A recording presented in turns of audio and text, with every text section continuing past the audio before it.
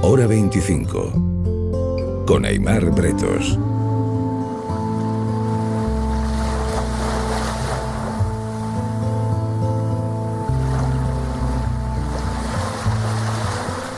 Aquí la estación Costa Tarifa Radio con mensaje de urgencia.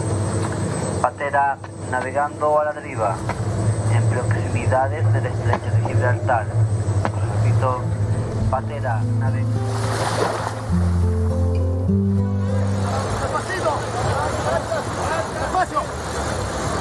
A marchar.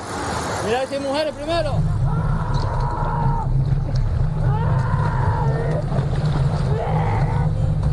Tira, tira. My friend, take this.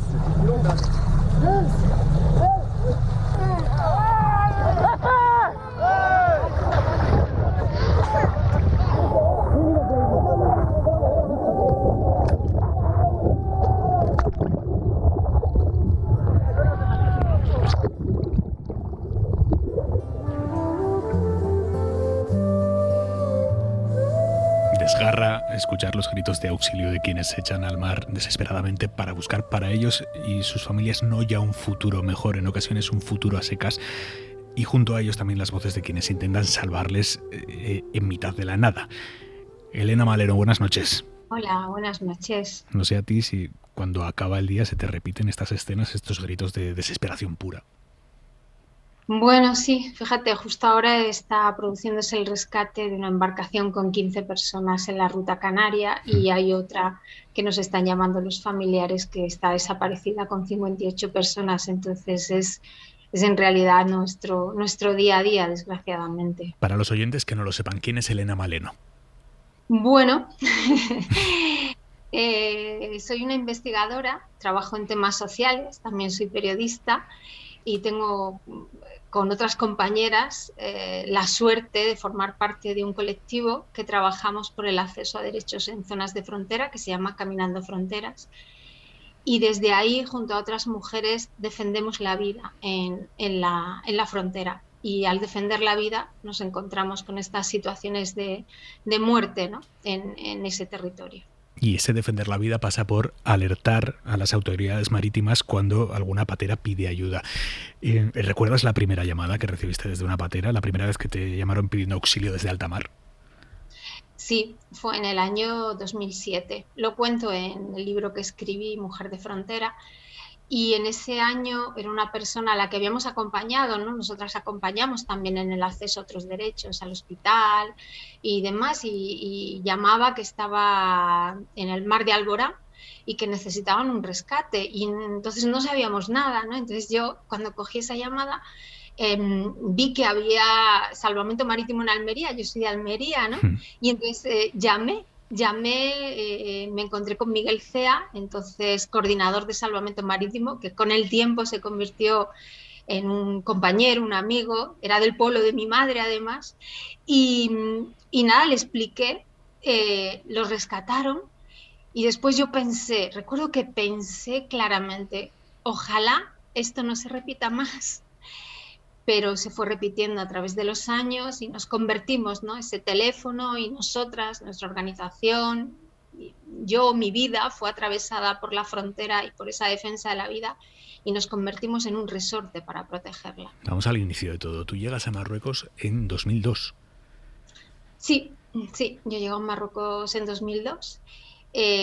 Para hacer una investigación sobre la externalización de fronteras, sobre el impacto que eso tiene en los derechos humanos en las zonas de frontera. Descubro los bosques, ¿no? Al lado, entonces había unos grandes asentamientos al lado de las vallas de Ceuta y de Melilla. Claro, yo me encontré allí una verdadera ciudad, ¿no? No era solo lo que nos contaban era como un pueblo en movimiento, ¿no? Era una ciudadanía que migra, una ciudadanía que se mueve y que estaba perfectamente organizada, no como nos contaban solo, ¿no? Las mafias existen, pero no era solo eso, ¿no? Había solidaridad, había apoyo mutuo, había historias de expulsión de los territorios y bueno, poco a poco pues eso fue, como te digo antes, atravesándome, ¿no? Atravesando nuestras vidas. Y a partir de ahí, ¿cómo llega una persona como tú a recibir esas llamadas de personas que están o a punto de montarse te dicen nos vamos a montar, o te llaman ya desde mitad del estrecho? ¿Cómo es esto? No, nunca sabemos cuándo salen las embarcaciones, porque date cuenta que, bueno, pues eso son secretos, ¿no? Está muy perseguido, entonces la gente guarda eso celosamente para que poder salir, ¿no? Porque hay muchísimo control. Entonces, hay dos maneras a las que nos llegan las llamadas. Una es desde la propia embarcación, sobre todo cuando tienen cobertura, sobre todo en el estrecho siempre llaman desde las embarcaciones porque solo son 14 kilómetros. En otros lugares, cuando cogen cobertura de un lado o de otro, o bien porque se están directamente hundiendo y han logrado llamar. Y luego son los familiares, son las comunidades migrantes que cuando echan de menos a un familiar o ellos han dejado, ¿no?, noticias de que van a salir a gente dentro de las comunidades, entonces llaman a los servicios de rescate, a nosotras, a otras entidades, ¿no? Y a partir de ahí lo que hago yo pues es recabar la mayor información posible para activar a los servicios de rescate que comparten esas aguas y lograr que sean rescatados con vida. Hay algo que no entiendo. La persona que cruza en el estrecho y que no se ve en riesgo, bueno, yo entiendo, en el momento en el que ves que te vas a ahogar, ahí llamas a quien sea, pero si tú no te ves en riesgo, no llamas, ¿verdad? O sea, tú lo que intentas es pasar desapercibido, que no vayan a buscarte, llegar a tierra e intentar esconderte en la península donde sea. Sí, eso pasa mucho con los magrebíes, sobre todo con los marroquíes y con los argelinos. Ellos intentan llegar a tierra sobre todo porque tienen miedo a las expulsiones que se producen ¿no?, inmediatamente después de llegar, por los acuerdos que hay con estos países. Pero eso también es un riesgo, porque ¿cómo sabes tú que no te vas a hundir de un momento a otro? Es decir, una neumática en el Atlántico es una bomba. Cualquier ola desestabiliza la neumática y están ya en riesgo, y eso es lo que hay que entender, porque no viajan en embarcaciones normales, viajan en infraembarcaciones y cada vez son peores, ¿no? Entonces, muchas veces cuando ocultan o cuando tardan en llamar, eso puede costarles la vida, ¿no?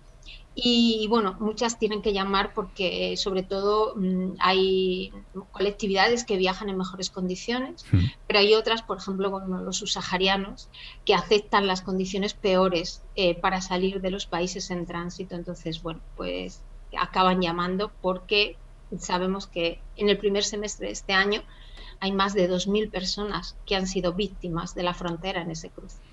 ¿Cómo está el negocio de la migración hoy en día? ¿Son buenos tiempos para ser traficante de personas? Son buenos tiempos para las políticas de control migratorio. Las redes criminales cada vez son más fuertes, efectivamente. Cada vez la gente está más desesperada y acepta peores condiciones para cruzar, pero cada vez el negocio de la frontera, el negocio de las empresas de armamento es cada vez más grande. No nos olvidemos que Frontex ha aumentado de forma exponencial el dinero que recibe. Frontex, que es una entidad además que es muy oscura y que no tiene prácticamente control del Parlamento Europeo. Pero es que detrás de Frontex están las principales empresas de venta de armamento en el mundo que se han reciclado en el control migratorio, es decir, las que están vendiendo las armas en Afganistán son las mismas que después pondrán todas esas trabas para que los afganos que estén huyendo no lleguen, y es un negocio redondo porque ganan dinero por doble partida. Así que en la frontera operan, los operadores criminales son tan grandes que bueno, al final en medio de esos operadores criminales, redes y también las empresas de la guerra, están las personas migrantes cuyas muertes, como bien decías, están dando dinero a todas esas industrias. ¿Cuál es el episodio que más te ha marcado? ¿Recuerdas la experiencia más dura? O sea, que te hace un toque dentro de ti y te desmonta. Bueno, por la relación que teníamos, la muerte de un compañero, de Gautier, de repente fue una de las veces que Marruecos abrió la frontera, ¿no?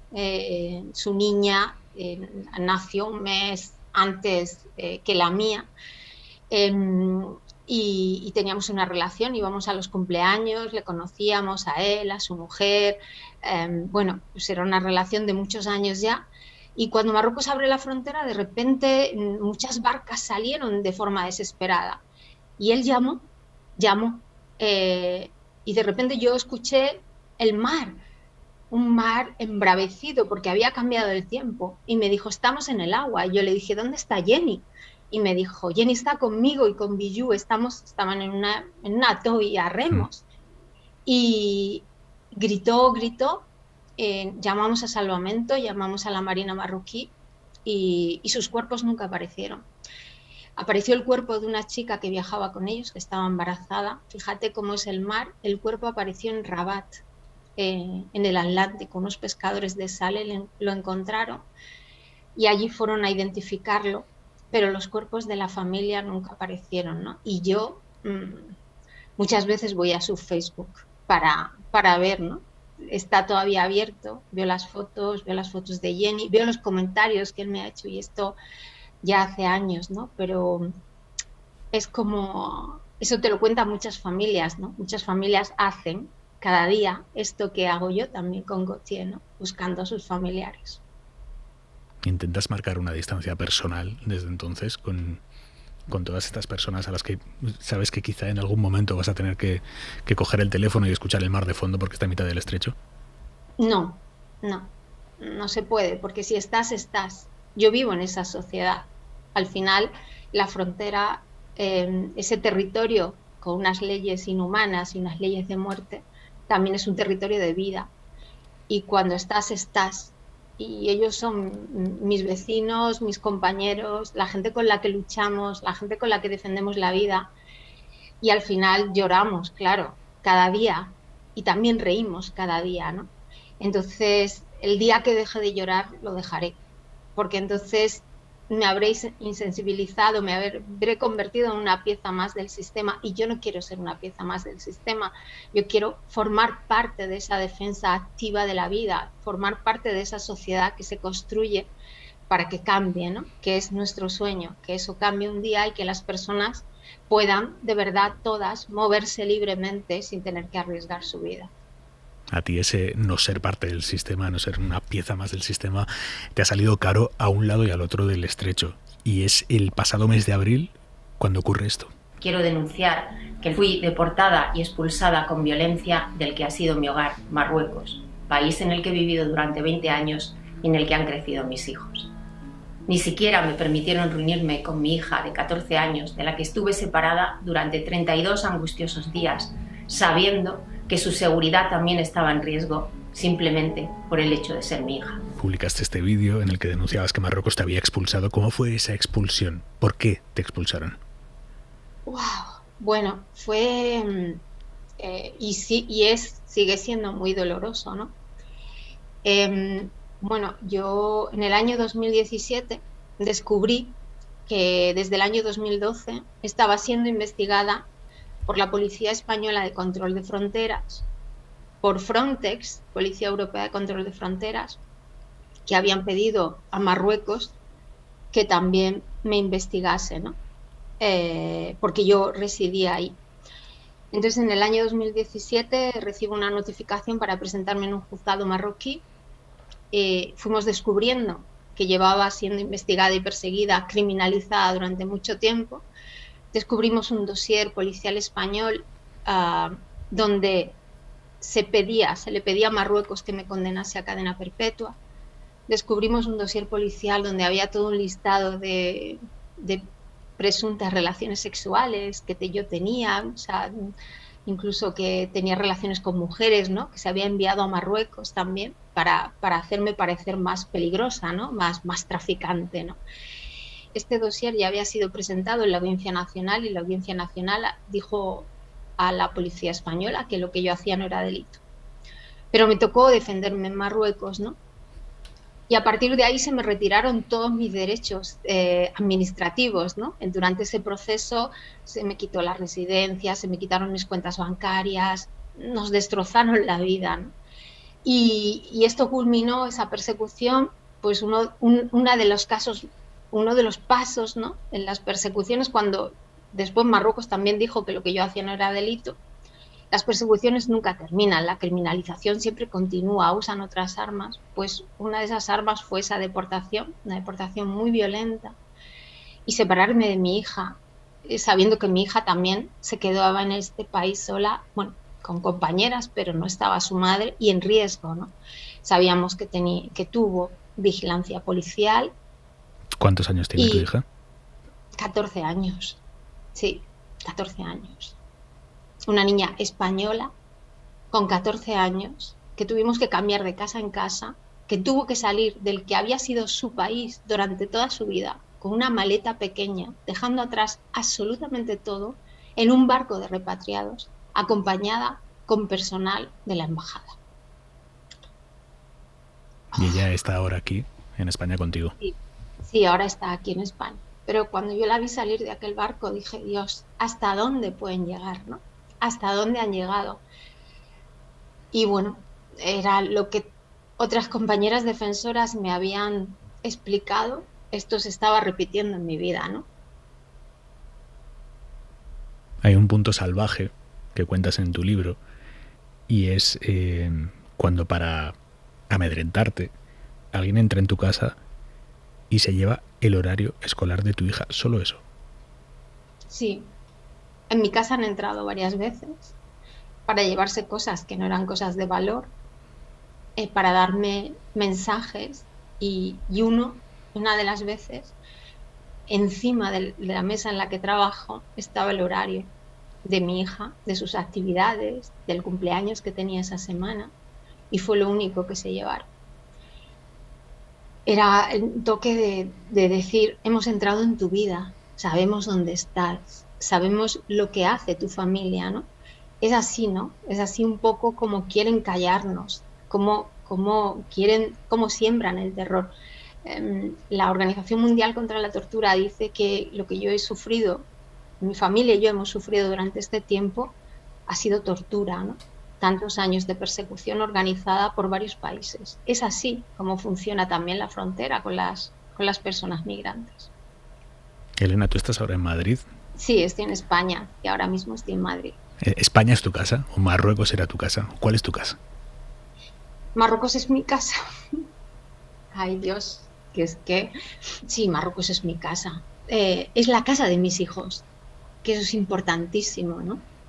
El darí es su lengua, ¿no? Y aunque son españoles, aquel también es su país y también ha sido mi país.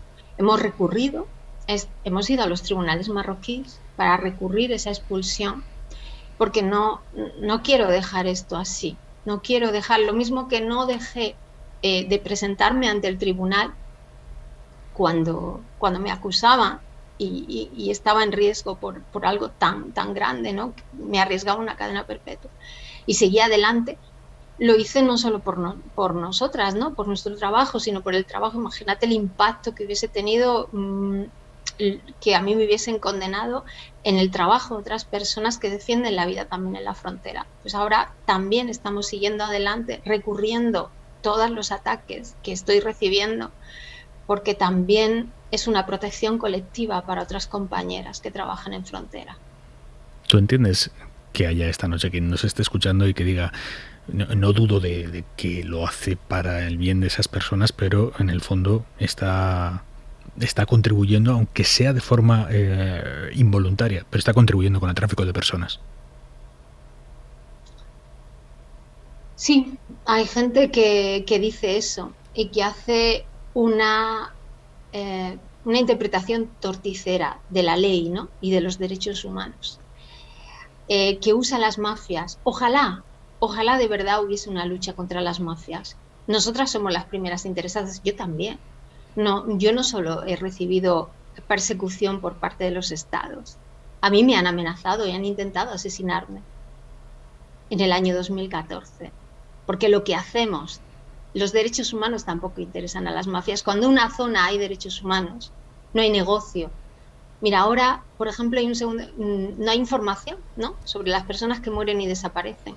Sabes que ahora hay redes que extorsionan a las familias diciéndole mentiras de dónde se encuentran sus familiares, que se encuentran vivos, que han llegado a España, que están en la cárcel. Este es un negocio porque las familias no tienen derecho a saber la verdad.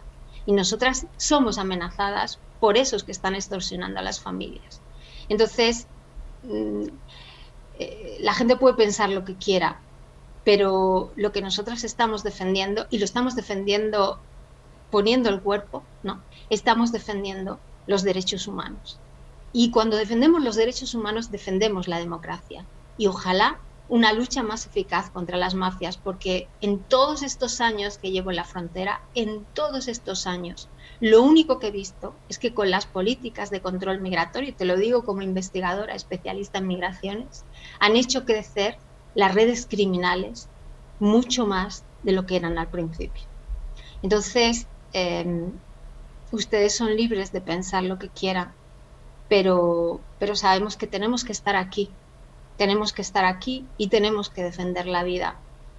Pedimos que las organizaciones que están en frontera puedan trabajar, que se deje de perseguir la solidaridad, porque hace unos días una patera con solo 7 personas fue encontrada en Mauritania. Iban 54 en un principio y todo el resto murió. Durante ese trayecto que estaban a la deriva, varias embarcaciones de pescadores les dieron agua, pero no se atrevieron ni a rescatarlos ni a llamar a las autoridades. ¿Y por qué? Porque saben que en Marruecos y en otros países puedes ir a la cárcel simplemente por dar una botella de agua a personas que se están ahogando en el mar o por llamar a las autoridades. Entonces, y esas 7 personas que sobrevivieron de esa patera, ¿cómo superan eso? El saber que has hecho un viaje con otras 50 que se han muerto y tú, junto con otras 6, has sobrevivido porque ha sido así, pero podías haber muerto igual. Mira, esas 7 personas, desgraciadamente, no sabemos si ahora están vivas porque el gobierno mauritano las deportó al desierto con Mali.